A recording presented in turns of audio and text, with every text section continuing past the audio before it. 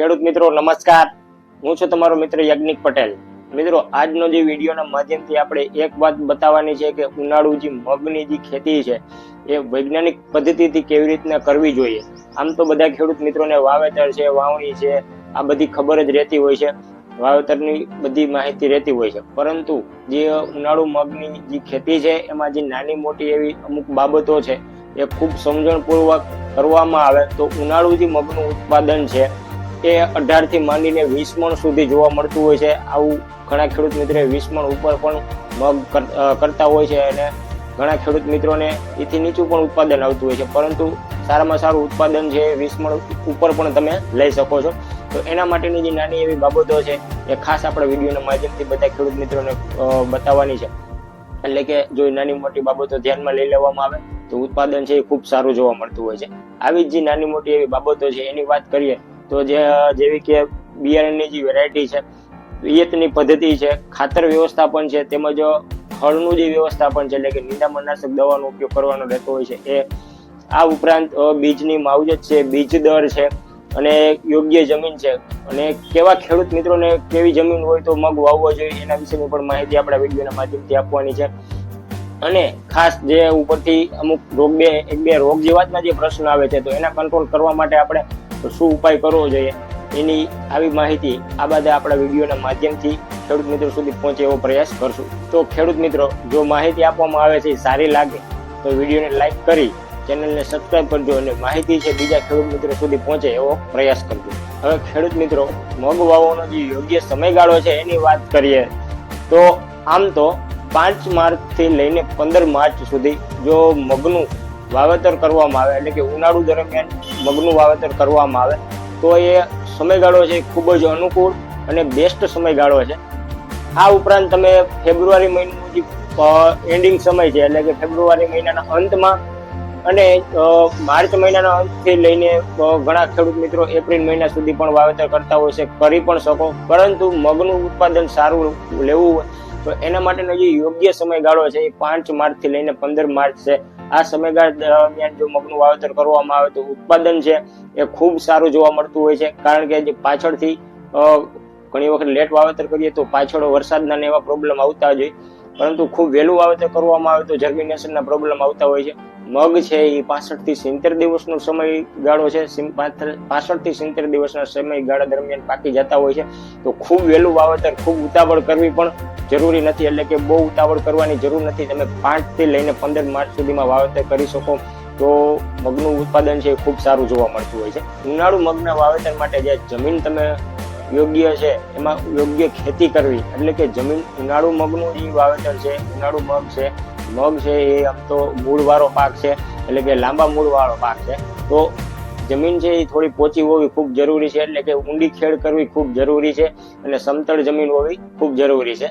ઊંડી ખેડ હશે તો તમારા જે ઓક્સિજન અને હવાનું જે પરિવહન છે એ મૂળ સુધી થઈ શકશે, જેના કારણે પણ છોડમાં વૃદ્ધિ, વિકાસ અને ગ્રીનહરી વધારે જોવા મળતી હોય છે અને સુકારાના પ્રશ્ન છે એ ઓછા જોવા મળતા હોય છે. એટલે જમીન છે એ ખૂબ પોચી અને સમતલ હોવી ખૂબ જરૂરી છે. પાયાના ખાતર જે જરૂરી છે, એટલે કે ખાતર વ્યવસ્થાપનની જો વાત કરીએ તો મિત્રો આપણે ખાતર વ્યવસ્થાપન માટે હું તમને જે ડોઝ કહેવાનો છું તો એ રીતે કરશો તો જે પાયામાં જે મેઇન જરૂરી તત્વો છે એ લગભગ લાંબા સમય સુધી કામ કરશે એ રીતના સેટ થઈ જતા હોય છે. પણ ઉનાળુ જે મગ છે એમાં પાછળથી બહુ ખાતર નાખવાની જરૂર નથી પડતી, એટલે આપણે એવા જે ખાતર છે એ પાયામાં જ નાખી દેવા જોઈએ, જેથી કરીને પાછળથી એનો ઉપયોગ લગભગ કરવાનો નથી રહેતો. એટલે પાયામાં જે ખાતર છે એની વાત કરીએ તો એક તો જે SSP આવે છે એ સિંગલ સુપર ફોસ્ફેટ, એની સાથે DAP અને એની સાથે મ્યુરેટ ઓફ પોટાશ એટલે કે MOP કરીને આવે છે, આ ત્રણનું કોમ્બિનેશન કરવું ખૂબ જરૂરી છે. એટલે કે પાયામાં જે મેઇન જરૂરિયાત છે, પ્રાઇમરી જે ખાતર છે, પ્રાઇમરી ન્યુટ્રિશન છે એ પાયામાં જ મળી રહેતા હોય, જેના કારણે એમાં મગના પાકમાં પાછળથી કોઈ ખાતર નાખવાની જરૂરિયાત ન રહેતી હોય. તો આ જે ખાતર છે પાયામાં નાખવા ખૂબ જરૂરી છે. એટલે કે SSP, DAP અને MOP એટલે કે એની અંદર નાઇટ્રોજન, ફોસ્ફરસ અને પોટાશ, આ ઉપરાંત સલ્ફર છે, ઝીંક છે, કેલ્શિયમ છે, મેગ્નેશિયમ છે, આવા ખાતર પણ આની અંદર આવી જતા હોય છે. એટલે કે લાંબા સમય સુધી છોડવાને ગ્રીનહરી આપશે, છોડવાને ખોરાક પૂરો પાડશે અને છોડવામાં જે ફૂટાવ છે ખૂબ થશે એ ખૂબ સારી થશે. લાંબા સમય સુધી છોડને ખાતર મળી રહેશે પાયામાં જો ખાતર નાખેલા હશે તો.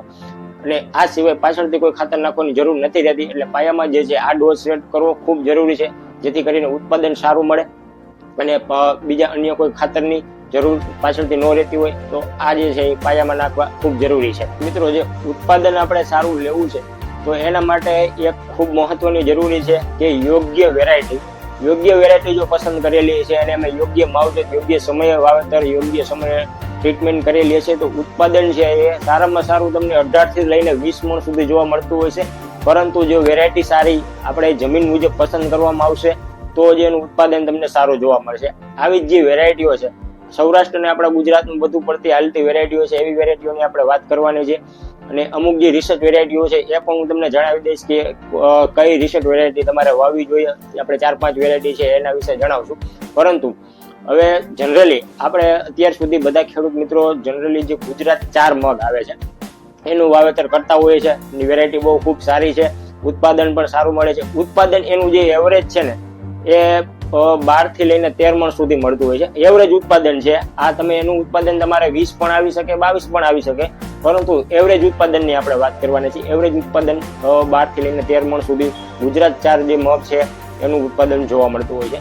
અને ગુજરાત 4 મગ છે એમાં એક મેઇન પ્રશ્ન આપણે જોવા મળતો હોય છે કે પંચરંગી રોગ આવી જતો હોય છે, પંચરંગી રોગ આવી જતો હોય છે. તો એના માટે એ ન આવે એના માટે જે ગુજરાત 5 વેરાયટી છે એમાં રોગ નથી આવતો. એનો દાણો ગુજરાત 5 નો જે દાણો છે એ સેજ નાનો એવો જોવા મળતો હોય છે. બહુ ખૂબ વધારે પડતા ગ્રીન કલર એટલે કે ઘેરા લીલા કલરનો દાણો જોવા મળતો હોય છે અને દાણો છે એ સેજ નાનો હોય છે. આ સિવાય જે ગુજરાત 6 વેરાયટી આવે છે એ 4 અને 5 કરતા પણ ખૂબ જ સારી એવી વેરાયટી છે. એ 15 થી લઈને 18 મણ સુધી એનું ઉત્પાદન એવરેજ જોવા મળતું હોય છે. એ જે છે એની અંદર જે દાણાની સંખ્યા આવે છે એ એવરેજ 11 હોય છે અને 13 દાણા પણ જોવા મળે છે. પરંતુ એવરેજ જે છે એ 11 દાણા એમાં જોવા મળતા હોય છે. એ પણ ઘેરા લીલા કલરના દાણા જોવા મળે છે અને ઉત્પાદન ક્ષમતા ખૂબ સારી છે. સારી એવી રોગ પ્રતિકારક ક્ષમતા ધરાવે છે. જે પંચરંગીઓ રોગ આવે છે એના સામે પણ ખૂબ સારું એવું રોગ પ્રતિકારક શક્તિ ધરાવે છે. આ સિવાય જે 7 અને 8 વેરાયટી છે એ આપણે વધારે દક્ષિણ ગુજરાતમાં વવાતી હોય છે. આપણા એરિયામાં સૌરાષ્ટ્રમાં જે છે 4, 5 અને 6 આ વેરાયટી વધારે જે સર્ટિફાઈડ વેરાયટીઓ આવે છે એમાં વાવેતર થતું હોય છે. આ સિવાય જે રિસર્ચ વેરાયટીઓ છે એની વાત કરીએ તો કે પ્રાઇવેટ કંપનીની આવતી હોય છે. એમાં જે આપણે 4-5 જે કંપની છે એની વેરાયટી આપણે કહેશું. આ સિવાય જો કોઈ તમને જાણતા હોય તો તમે કોમેન્ટમાં જણાવી શકો છો. એક આપણે જે મંગલમ કંપનીનું જે બિયારણ આવે છે, આ સિવાય અક્ષય સિંધ કંપનીનું બિયારણ આવે છે અને સાગા કંપનીનું બિયારણ આવે છે અને જે નિધિ કંપનીનું બિયારણ આવે છે. આ સિવાય એક તારક એગ્રી જેનેટિકનું મગનું બિયારણ પણ જોવા મળતું હોય છે. એનું ઉત્પાદન પણ ખૂબ સારું. આ બધી વેરાયટીઓ ખૂબ સારું એવું ઉત્પાદન ક્ષમતા ધરાવે છે અને આપણા એરિયામાં રેગ્યુલર વવાતી વેરાયટીઓ છે. આ સિવાય કોઈ જો વેરાયટી હોય, તમે વાવેલી હોય, અનુભવ કરેલો હોય તો કોમેન્ટમાં એનું નામ જણાવજો, જેથી કરીને બીજા ખેડૂત મિત્રો પણ જાણી શકે. મિત્રો, બીજ દરની વાત કરીએ તો મગનું જે બિયારણ છે એ એવરેજ 1 એકરમાં 7 થી 8 કિલો જેટલું મેક્સિમમ વાવી શકો. 7 થી 8 કિલો જેટલું બીજ દર રાખશો તો વાવેતર જે છે એ ખૂબ સારું થશે અને યોગ્ય બીજ દર તમે જે છે 7 થી 8 કિલો રાખી શકો છો.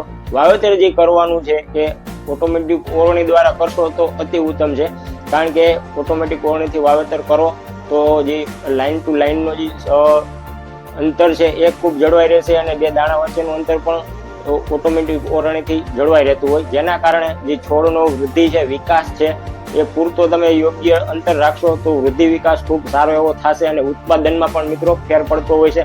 આ સિવાય જે સુકારાના પ્રશ્નો આવે છે એમાં પણ ફેર પડતો હોય છે. એટલે યોગ્ય જે અંતર છે એ રાખવું ખૂબ જરૂરી છે. તમે વાવેતર કરો છો તો જનરલી તમે ચીણા જે વાવો છો એ રીતે વાવેતર કરી શકો, એટલે કે 3 લાઈનમાં વાવેતર કરી શકો અને એક ક્યારામાં 5 લાઈનમાં પણ વાવેતર કરી શકો. એટલે કે 16 થી માંડીને 18 ઇંચનું અંતર બે હાયર વચારે રહેતું હોય છે. આ અંતર જાળવવું ખૂબ જરૂરી છે, જેથી કરીને ઉત્પાદન છે એમાં લોસ ન આવે. વાવેતર છે એ તમે ઓટોમેટિક ઓરણીથી કરવું ખૂબ જરૂરી છે. આ સિવાય જો બીજ માવજતની વાત કરવામાં આવે તો તમે કોઈ કંપનીનું બીજ લેતા હોય અથવા તો ઘરનું કોઈ ખેડૂત પાસેથી લઈને વાવેતર કરતા હોય તો એમાં બીજ માવજત કરવી ખૂબ જરૂરી છે. એટલે કે સુકારાના પ્રશ્ન, મૂળને રિલેટેડ જે પ્રશ્ન આવે છે એના સામે રક્ષણ મળી રહેશે. પટની દવાની વાત કરીએ તો તમે જે સાપ પાવડર આવે છે કાર્બનડિઝમ મેન્કોજેબ એ પણ કિલે તમે 3 ગ્રામ.